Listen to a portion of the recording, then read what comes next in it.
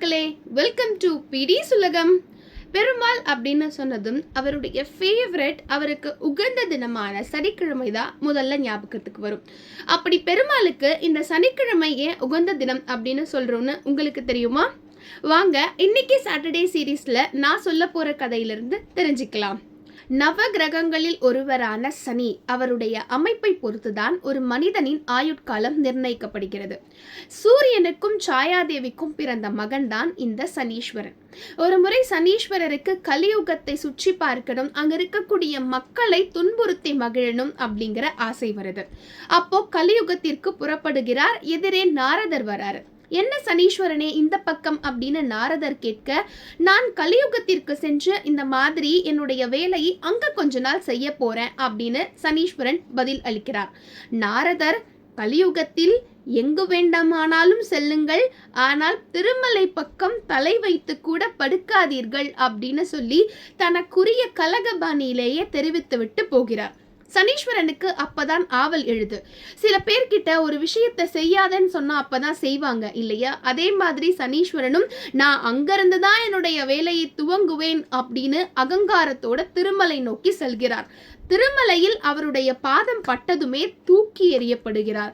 அப்போ கோபம் கொண்டு அக்னி மாதிரி எழுந்த நாராயணர், திருமலையில் இருக்கக்கூடிய தெய்வம் யார் என்று தெரிந்தும் உன்னுடைய திருவிளையாடலை என்னிடமே காட்டுகிறாயா அப்படின்னு கோபத்தோட ஆக்ரோஷமா கத்தும் போதுதான் சனீஸ்வரனுக்கு தான் செய்த தவறு புரிகிறது. எம்பெருமாளே, எல்லாரையும் வழி நடத்துபவர் நீங்கள், மற்றவர்களை துன்பமுறுத்தி இன்பம் காணும் என்னையும் வழிநடத்துங்கள். தயவு செய்து என்னுடைய தவறை மன்னித்து எனக்கு விடை கொடுங்கள் அப்படின்னு சொல்றார். அப்பதான் பெருமாளுடைய கோபம் கொஞ்சம் தணிந்து, சனீஸ்வரா, நீ உன்னுடைய வேலையை மட்டும் செய், அதற்காக வேண்டுமென்றே என்னுடைய பக்தர்களை நீ துன்புறுத்தினால் நான் சும்மா இருக்க மாட்டேன் அப்படின்னு நாராயணர் சொல்றார்.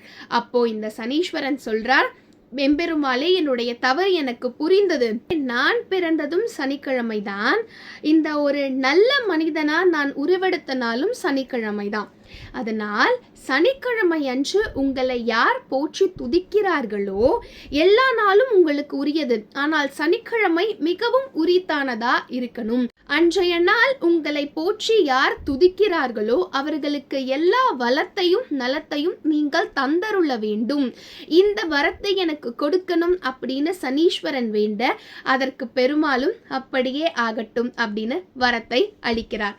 அதனால் தான் அத்தனை நாட்கள் இருந்தும் சனிக்கிழமை பெருமாளுக்கு மிகவும் உகந்த நாளா கொண்டாடப்படுது. சனீஸ்வரனுடைய தாக்கத்தால் ஆட்படுத்தப்பட்ட ஒரு பக்தர் மிகவும் இன்னலுக்கு ஆள் ஆகிறார். அப்போ பெருமாளே நேரடியா சனீஸ்வரன் கிட்ட வந்து என்னுடைய பக்தரை நீ துன்புறுத்த கூடாது அப்படின்னு சொன்ன கதையும் இருக்கு. அந்த கதை என்ன அப்படின்னு நெக்ஸ்ட் சாட்டர்டே சீரீஸ்ல பார்க்கலாம். இந்த நாள் இனிய நாளாக அமையட்டும் மக்களே. அடுத்த வீடியோவில் சந்திப்போம். Tata, bye bye.